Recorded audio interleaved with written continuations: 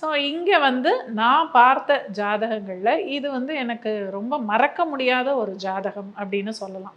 ஏன்னா இது வந்து ஒரு வித்தியாசமான ஒரு கணவன் மனைவியோட ஜாதகம். இவங்களுக்கு ஏற்பட்ட சில கஷ்டங்கள் எப்படி வந்தது, எதனால் அப்படிங்கிறத நான் விளக்குறேன் இந்த இடத்துல. இது வந்து ஒரு பெண்ணுடைய ஜாதகம், அது ஆணுடைய ஜாதகம். இப்போ இந்த பெண்ணுக்கு சிம்ம லக்னம். இந்த 2 கோடு போட்டு இந்த லான்னு போட்ட இடம் லக்னம் அப்படிங்கிறதையும் இந்த இடத்துல நான் எல்லாருக்கும் புரிய வைக்கிறேன்.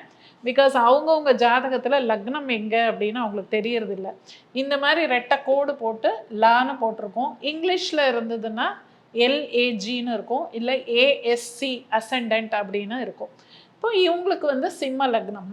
சிம்ம லக்னம் அப்படிங்கிறதுக்கு இவங்களுடைய ஜென்ம நட்சத்திரம் என்ன அப்படிங்கிறது முதல்ல நம்ம ஆராய்ச்சி பண்ணணும். இப்போ இவங்களுடைய ஜென்ம நட்சத்திரம் அவிட்டம் 2ஆம் பாதம். இந்த பெண்ணுக்கு அவிட்டம் 2ஆம் பாதத்தில் பிறந்திருக்காங்க. இவங்களுடைய நட்சத்திரம் அவிட்டம்ங்கிறது செவ்வாயுடைய நட்சத்திரம். சிம்ம லக்னத்துக்கு செவ்வாய் என்பவர் இந்த 4, 9 அப்படிங்கிற இந்த 2 வீடுகளுக்கு சொந்தக்காரர்.